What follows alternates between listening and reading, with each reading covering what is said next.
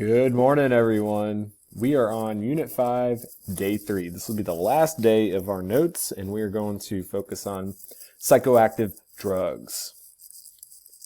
Start off with a little funny cartoon, see if you guys can figure out the humor behind this. Just tell me, where you kids get the idea to take so many drugs? Silly kids. All right, let's jump right into our Cornell notes. We're going to look at two objectives today. Again, you do not need to write the objective down, just the essential question. We're going to identify the major psychoactive drug categories, depressants, stimulants, and hallucinogens as well. And we're going to classify specific drugs, including their psychological and physiological effects. Also, we're going to discuss drug dependence, addiction, tolerance, and withdrawal. Okay, so I'd like for you to write this down in your Cornell notes. Remember, you should be taking Cornell notes. And again, if you don't finish this screencast, please finish it at home. So, what are tolerance, dependence, and addiction? And what are some common misconceptions about addiction? Okay, the first thing we're going to look at is what defines a psychoactive drug. A psychoactive drug can be any chemical that changes your perception and mood through their actions at the neural synapses. Now, we're going to talk about lots of licit and illicit drugs. Licit meaning drugs that are legal, and illicit drugs that are illegal. And I can tell you that most of your teachers and some of your peers are probably on a psychoactive drug right now. We'll talk about that a little later. Okay, so as drugs are being put into the human body, what happens is the human body develops what's called a tolerance. This is the diminishing effect with regular use of the same dose of a drug, requiring the user to take larger and larger doses before experiencing the drug's effect. If you check out this graph right here, on the y-axis we have drug effect, starting with little effect to big effect, and on the x-axis we have a small drug dose going all the way to a large. So to feel the same effect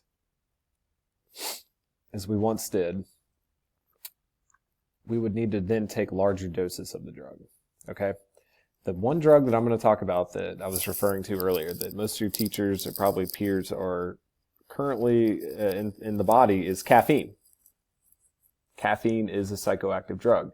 Nicotine is also a psychoactive drug. So if you are somebody that drinks coffee or an energy drink or anything like that, I'm sure that a cup of coffee does not affect you like the first cup you ever had, or maybe the first time you ever had an energy drink or a Red Bull. It's probably your energy level was way up here.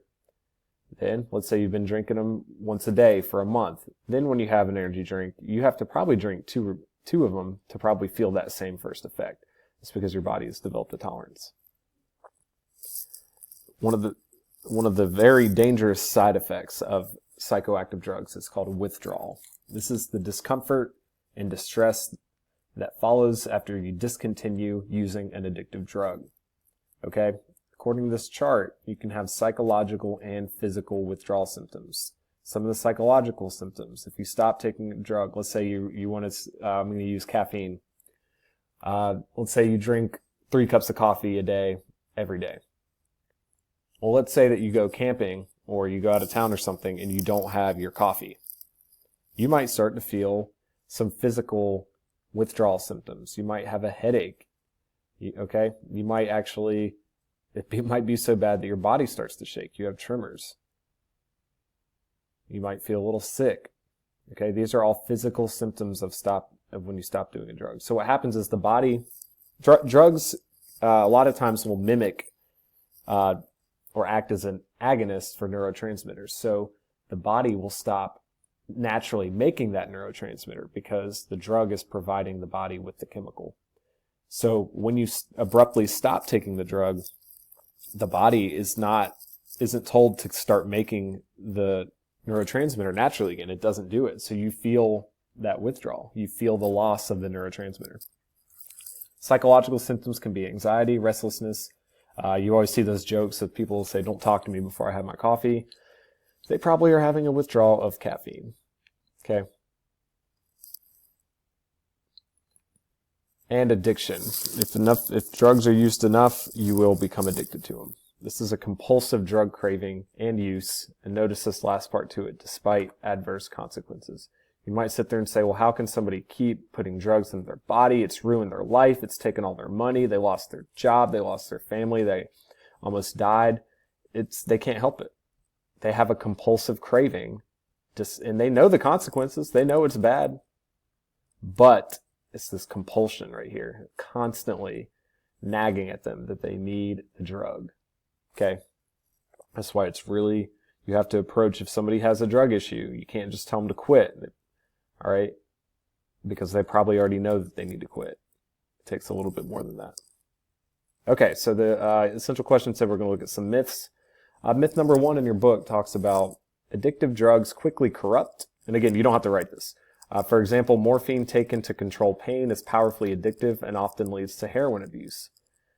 It is very dangerous. People taking morphine, taking more than they need, and people can become addicted, but it is not, it doesn't quickly corrupt you like that, okay? So if you're in the hospital or a family member and they are on morphine, it does not mean that they're going to automatically become addicted to heroin. It is possible, but that's one of the myths, that people that take morphine are going to immediately be addicted to heroin. That's not true. Myth 2, addictions cannot be overcome voluntarily. Therapy is required. A lot of people do get better on their own with friends and family and things like that. Therapy is very, very successful, but therapy is not always required. And myth 3, we can extend the concept of addiction to cover not just drug dependencies, but a whole spectrum of repetitive pleasure-seeking behaviors. All right. So now we're going to go into the different types of psychoactive drugs. And the first one that we're going to look at is going to be, the 3 are depressants, stimulants, and hallucinogens. Okay, so jot these 3 down. We're going to look at each of them. So the next essential question will be, what are depressants and what are their effects?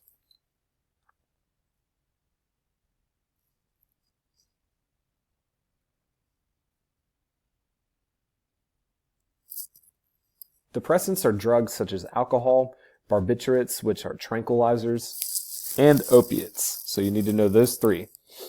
And it's called a depressant.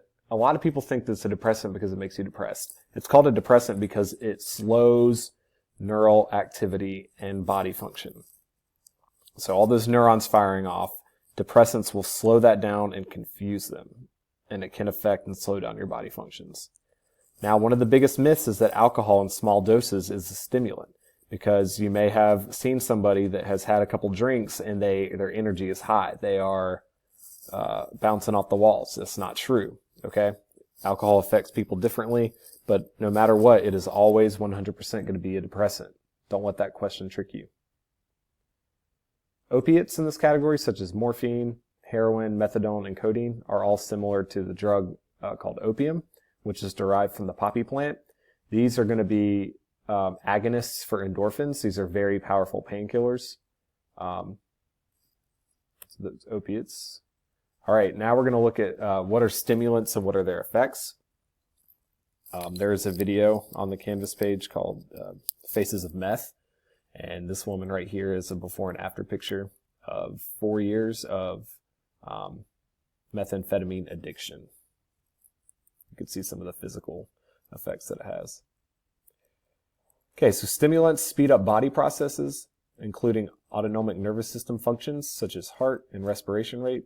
This dramatic increase is accompanied by a sense of euphoria.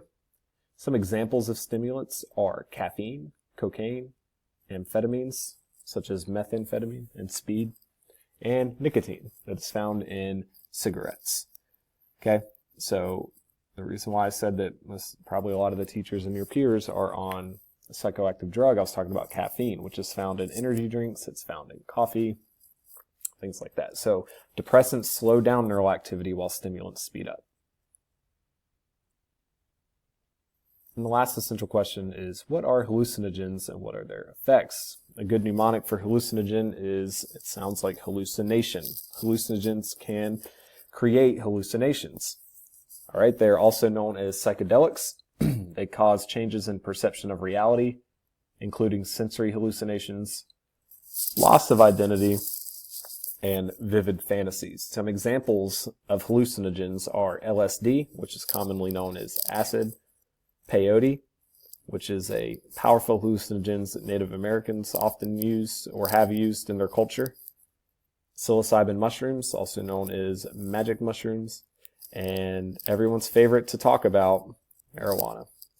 Do not be confused. Marijuana is not a stimulant. It is not a depressant. Marijuana is a mild hallucinogen.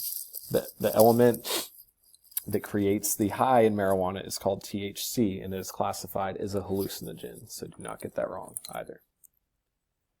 Here's a nice chart. If you can see, I think you can probably make out.